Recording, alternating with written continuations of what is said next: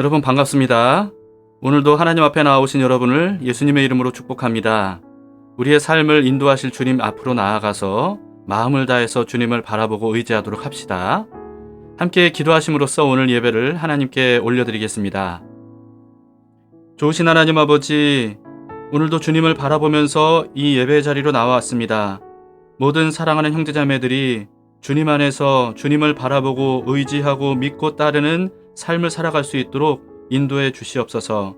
예배를 통해서 하나님의 말씀과 성령이 우리에게 임하게 하시고, 그래서 빛과 진리이신 주님을 따라서 살아갈 수 있도록 도와주시옵소서. 예수님 이름으로 기도합니다. 아멘. 네, 함께 찬양하시겠습니다. 슬픈 마음 있는 자. 함께 가사 하나하나를 생각하시면서 우리 함께 예수님을 바라봅시다.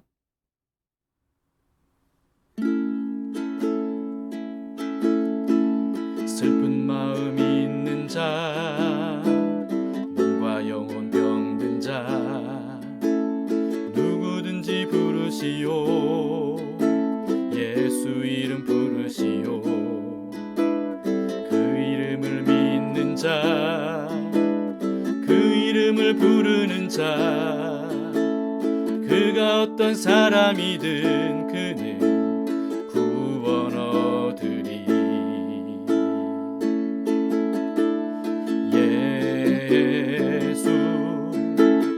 예수 오 능력의 그 이름 예수, 나 외쳐 부르네.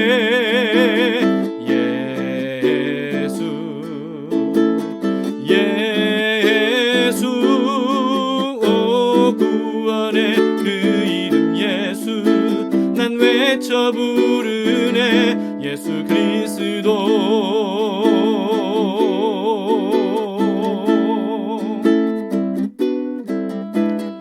은과 금 내게 없으나 나 가진 건 너에게 주니. 능력의 이름 예수라, 그 이름을 붙드시오. 그 이름을 믿는 자, 그 이름을 외치는 자, 그가 어떤 사람이든 그는 주의 영광 보리라.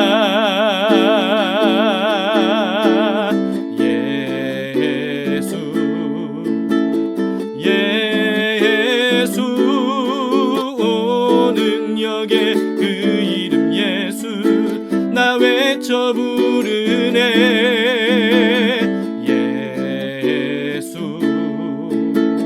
예수 오 구원의 그 이름 예수, 나 외쳐 부르네. 예수 그리스도.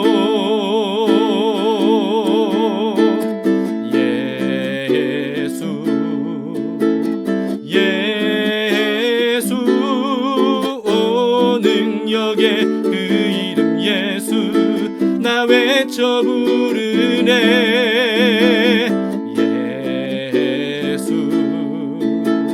예수 오 구원의 그 이름 예수, 나 외쳐 부르네. 예수 그리스도. 예수 그리스도. 예수 그리스도.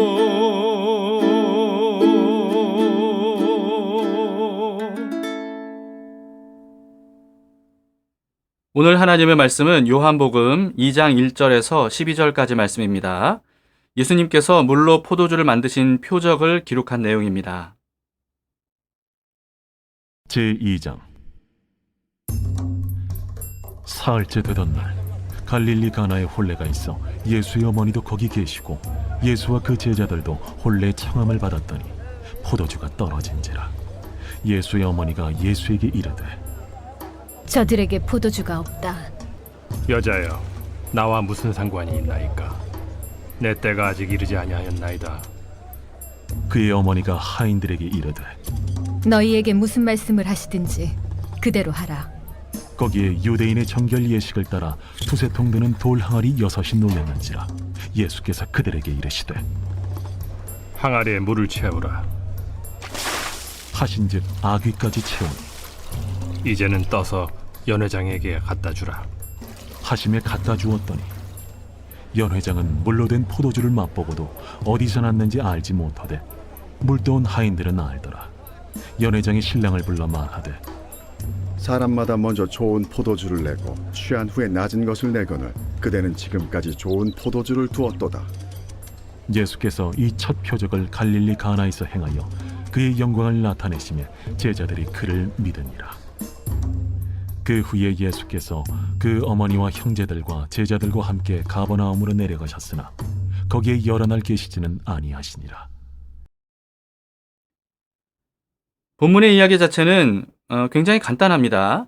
갈릴리 가나라고 하는 동네에서 결혼 예식이 있었는데요.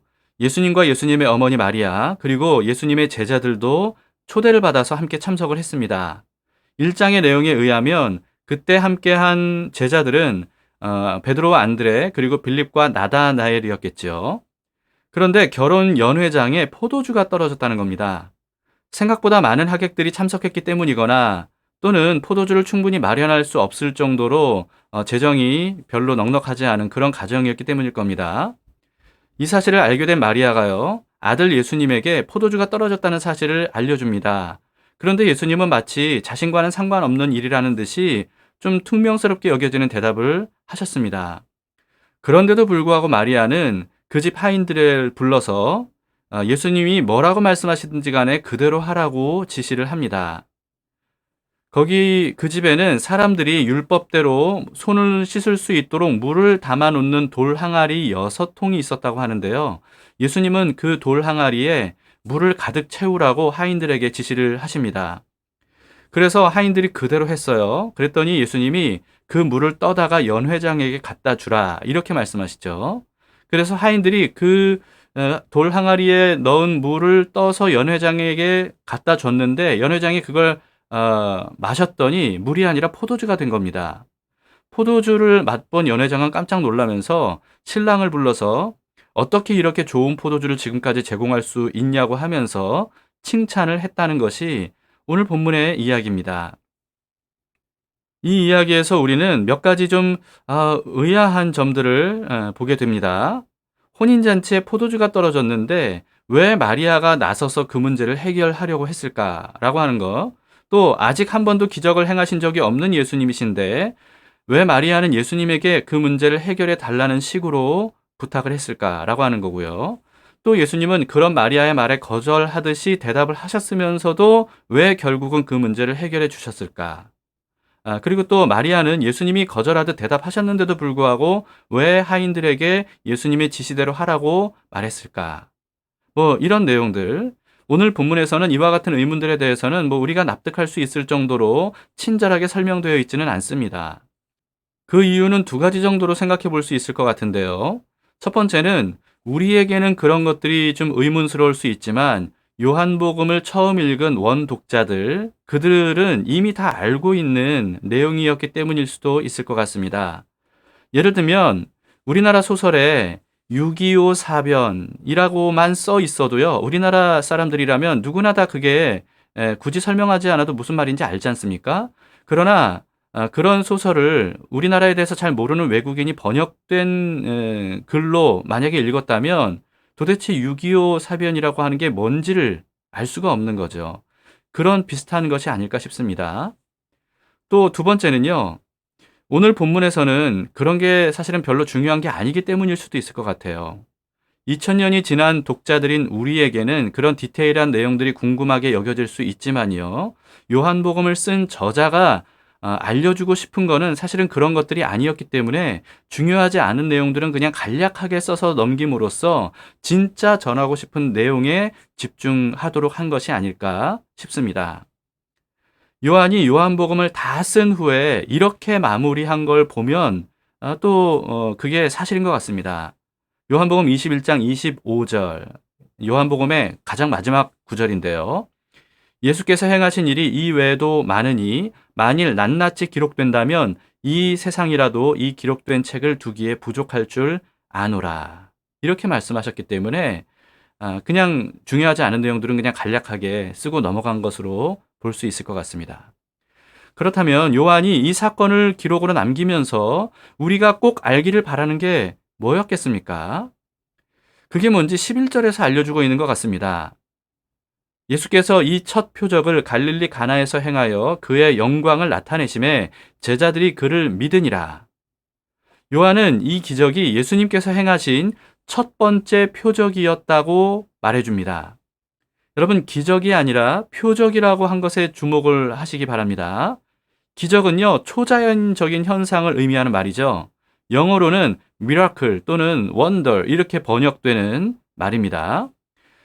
그러나 표적은요, 초자연적인 현상 그 자체가 아니라 그 현상을 통해서 뭔가 중요한 사실을 알려줄 때 쓰는 말이에요. 영어로는 sign 이렇게 번역되는 말입니다. 즉 예수님께서 물로 포도주를 만든 사건은 그 기적 자체가 목적이 아니라 그 기적을 통해서 뭔가를 알게 하시기 위한 사건이었다라고 하는 뜻입니다. 요한은 요한복음에서 예수님께서 행하신 기적들을 전부 다 표적들이라고, 이렇게 표적이라고 표현을 했습니다. 그러므로 우리는 예수님께서 행하신 그 기적 자체보다는 그 기적이 가리키는 의미가 뭔지 여기에 더 집중을 해야 된다는 거죠. 11절에서는 예수님께서 이 첫 표적을 통해서 예수님의 영광을 나타내셨다고 기록을 하고 있습니다. 다시 말해서 물로 포도주를 만드신 이 사건은 예수님이 얼마나 영광스러운 분인지를 나타내신 사건이었다는 거예요. 물로 포도주를 만드셨다는 이 짧은 기록을 보면서 어떻게 그런 일이 가능할 수 있지? 설마 이런 얘기를 우리가 믿으라고 기록한 거야?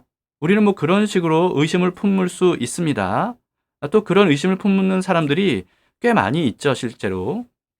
물리법칙을 벗어나는 일이고 단 한 번도 그런 걸 우리는 경험해 본 적도 없고 본 적도 없기 때문입니다. 그래서 초자연적인 기적이라고 하는 거 아니겠습니까? 현대에는요, 인본주의적 유물론과 진화론이 주류를 이루게 되면서 세상에는 기적이란 없다 이렇게 말하는 사람들이 굉장히 많아졌고 점점 늘어나고 있습니다. 기적인 줄 알았던 것들이 사실은 알고 보면 미처 밝혀지지 않았던 과학적인 현상일 뿐이었다라고 하는 것이죠. 맞습니다, 여러분. 그런 일들이 굉장히 많은 게 사실이에요. 성경에 기록된 기적들 중에서도요, 초자연적인 현상이 아니라 알고 보면 자연적인 현상이었던 것들도 많이 있습니다. 하나님께서 그런 자연 현상을 이용하신 일들, 그런 것들이 성경에도 많이 있단 말씀입니다. 그런데 그렇다고 해서 모든 기적들을 아직 규명되지 않은 자연 현상일 뿐이라고 주장하는 것, 여러분 이것은 교만한 생각입니다.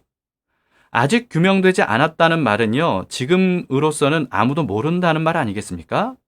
그런데 모든 기적들이 다 자연 현상일 뿐이라고 단정 짓는 것은 아직은 아무도 모르는 것을 다 안다, 이렇게 말하는 식으로 굉장히 모순되고 또 무책임한 말입니다.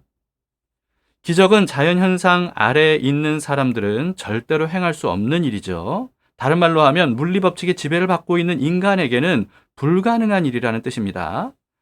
그러나 물리법칙의 지배를 받지 않는 존재에게는요, 어떻겠습니까? 기적은 얼마든지 가능하지 않겠습니까? 더구나 물리법칙을 창조하신 창조주에게는요, 너무나도 쉬운 일일 겁니다. 창세기 1장에는 별로 의문을 갖지 않는 사람들이 오늘 본문의 이와 같은 기적에는 의심을 품는 경우들이 많이 있는데요. 왜냐하면 우리는 인간의 스케일을 훨씬 뛰어넘는 일은 의외로 쉽게 받아들이지만, 그러나 인간의 스케일 안에서 일어나는 일에 대해서는 굉장히 민감한 편입니다. 뭐 이런 경우들도 생각해 보면 우리가 좀 이해하지 않을까 싶어요. 우리는 지구의 자전, 공전, 속도와 소음, 이걸 우리가 감지하지 못하죠. 인간의 스케일을 훨씬 뛰어넘는 수준이기 때문에 그래요. 그러나 초음속 전투기의 속도와 소음, 이게 가까이 다가오게 되면 깜짝 놀라면서 정말 감당하기 힘들어 하지 않습니까?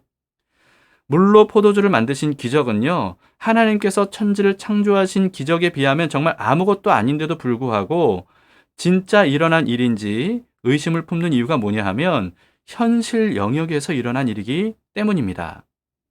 천지 창조처럼 우리의 스케일을 뛰어넘는 일이 아니라 우리의 스케일 안에서 일어난 일이기 때문에 그렇다는 겁니다. 그런데 예수님께서 물로 포도주를 만드신 표적을 통해서 여러분 우리는 무엇을 알 수 있습니까? 요한이 1장에서 이미 예수님이 어떤 분인지를 알려주셨던 것처럼 예수님이 바로 물을 창조하신 분이고 포도를 창조하신 분이고 그리고 포도를 발효시키면 포도주가 되는 원리를 창조하신 바로 그 창조주시다 라고 하는 것을 우리는 알 수 있는 겁니다. 지난달에 묵상했던 골로새서에서도요, 예수님이 그런 분이라는 사실을 바울이 이렇게 기록했었죠. 골로새서 2장 9절. 그 안에는, 예수님 안에는 신성의 모든 충만이 육체로 거하시고, 예수님은 성육신하셔서 평범한 모습의 인간으로 오신 분이지만, 그러나 예수님은 본질상 창조주 하나님이시라는 사실을 우리는 잊어서는 안 됩니다. 그 영광을 오늘 본문의 소박한 기적을 통해서 예수님께서 현실적으로 알려주셨던 겁니다. 그로 인해서 예수님을 처음부터 따랐던 몇 명의 제자들이 예수님을 믿게 되었다라고 기록을 하고 있죠. 이게 바로 예수님께서 표적을 행하신 궁극적인 목적이라고 생각합니다.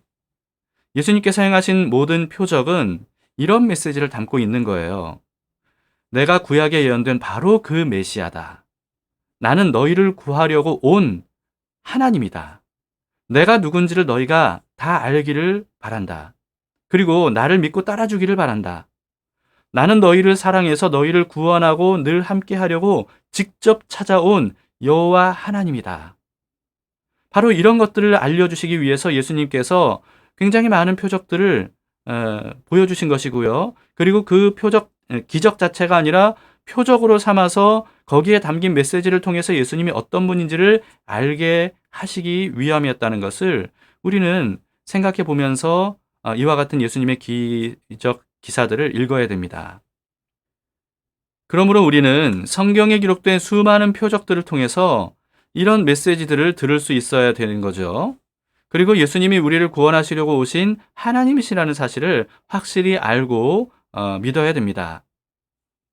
예수님께서 첫 번째 표적을 다름 아닌 혼인잔치에서 행하셨다라고 하는 점도 좀 눈여겨볼 필요가 있는 대목입니다.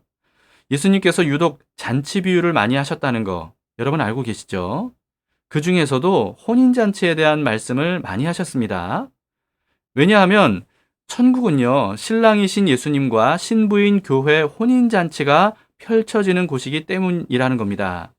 요한계시록에도 어린 양의 혼인잔치에 대해서 기록이 되어 있는데요. 요한계시록 19장 7절부터 9절을 보시면 우리가 즐거워하고 크게 기뻐하며 그에게 영광을 돌리세 어린 양의 혼인 기약이 이르렀고 그의 아내가 자신을 준비하였으므로 그에게 빛나고 깨끗한 세마포 옷을 입도록 허락하셨으니 이 세마포 옷은 성도들의 옳은 행실이로다 하더라. 천사가 내게 말하기를 기록하라. 어린 양의 혼인잔치에 청함을 받은 자들은 복이 있도다 하고 또 내게 말하되 이것은 하나님의 참되신 말씀이라 하기로. 여러분 결혼을 일륜지대사라고 말하지 않습니까? 그 정도로 인생에서 가장 중요한 일이라고 해도 과언이 아닌 것이 바로 결혼입니다. 그런데 성경에는요, 하나님과 우리와의 관계를 바로 이 신랑과 신부의 결혼 관계로 비유하고 있는 겁니다. 제 개인적인 생각으로는 하나님과 우리의 관계를 어떻게 하면 잘 설명할 수 있을까 하다가 신랑과 신부로 비유하면 되겠구나 해서 성경에 그렇게 신랑과 신부로 비유한 게 아니고요. 애초에 하나님께서 우리와의 관계를 알려주시려는 목적으로 사람을 만드실 때 남자와 여자로 창조하시고 결혼하게 하신 것이다. 하나님께서 사람을 남자와 여자로 만드시고 결혼하게 하신 그 목적 자체가 하나님과 우리와의 관계를 알려주시기 위한 것이다 라고 생각하는 겁니다. 남녀의 결혼은 사람이 고안하고 시작한 제도가 아니죠. 하나님께서 특별한 목적으로 직접 만드신 제도임을 성경이 말씀하고 있습니다. 그래서 혼인잔치는요, 천국으로 비유가 될 정도로 가장 즐겁고 행복한 날인 겁니다. 예수님께서 첫 번째 표적을 혼인잔치에서 행하신 거, 여러분 이것은 그만큼 혼인잔치를 또 혼인 자체를 중요하게 여기신다라고 하는 뜻 아니겠습니까? 혼인잔치의 즐거움을 가능하게 하시는 분이 예수님이시라는 것도 오늘 표적을 통해서 예수님께서 우리에게 알려주고 있다고 생각합니다. 얼마 전에 묵상했던 요엘서에 이런 말씀이 있었던 거 여러분 기억하십니까? 메뚜기의 재난과 이방 민족의 침략으로 인해서 더 이상 포도주를 마실 수 없을 정도로 땅이 황폐해진 상태일 때 하나님께서 이렇게 말씀하셨습니다. 요엘서 2장 19절인데요.